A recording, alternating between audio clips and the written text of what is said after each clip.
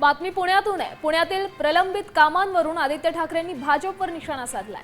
पुण्यात तुमची सत्ता होती, मुख्यमंत्री पंतप्रधान तुमचेच असताना विमानतळाचं काम पूर्ण का होत नाहीये? पुणे पाण्यात का बुडतंय? असे सवाल आदित्य ठाकरेंनी उपस्थित केले।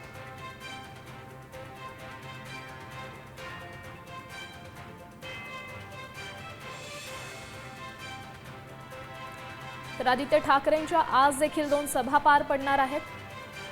सध्या तरी त्यांनी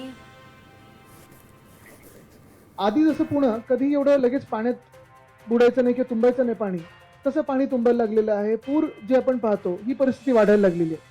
पुण्यात तर त्यांचंच सरकार म्हणजे महानगरपालिका बहुमताची त्यांची होती, डोक्यावर मुख्यमंत्री त्यांचे होते, केंद्रात प्रधानमंत्री त्यांचे आहेत, तरी देखील अजून विमानतळ पुण्याचं होत नाही। अनेक वर्ष मी ऐकतो ते नवीन टर्मिनल जे होतं, मला आठवतं 3 महिने त्याच्यानंतर मी आंदोलन पुकारलं होतं, आपण सगळे शहर म्हणून आंदोलन पुकारलं होतं की तुमचं तयार आहे बनून, आणि तरी तुम्हाला उद्घाटनाचा मुहूर्त मिळत नाहीये।